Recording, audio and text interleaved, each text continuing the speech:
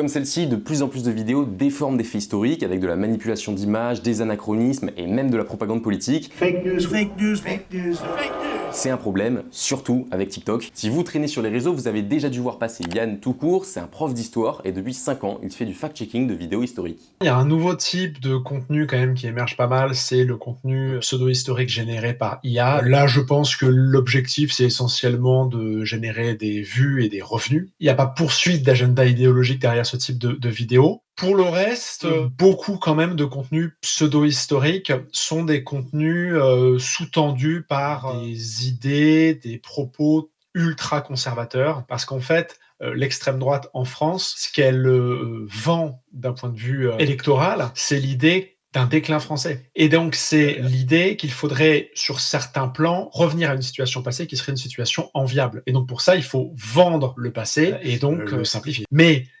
des mobilisations et des déformations du passé à des fins politiques, on en observe partout. À gauche, au sein de la majorité. Plusieurs études le prouvent, avec des mots-clés comme holocauste, colonisation ou esclavage, un quart des résultats contiennent des fake news. Alors pourquoi? Parce que les algorithmes boostent un contenu en fonction de son engagement, sans se demander si les infos qui y sont présentes sont vraies. Thomas Huchon, c'est un journaliste spécialiste de sujet et il a justement sorti un livre, Résister aux fake news. On sait qu'il est possible de faire changer d'opinion quelqu'un quand on sait ce qu'il pense. On sait qu'il est possible de faire changer d'opinion quelqu'un quand on sait ce qu'il pense et qu'il ne sait pas que nous le savons. Et donc, avec des outils d'IA qui permettent assez rapidement de profiler quelqu'un, de créer un contenu presque uniquement pour lui, qui correspond à ce qu'il croit et ce qu'il pense déjà un peu, mais en réalité on peut le manipuler avec une puissance sans précédent. Et ça, c'est vraiment totalement invisible pour nos yeux. On sait même pas très bien qui fait tout ça. Même l'UNESCO est mobilisée. En 2024, elle a organisé une formation à destination d'influenceurs du monde entier dans le but de lutter contre les fake news.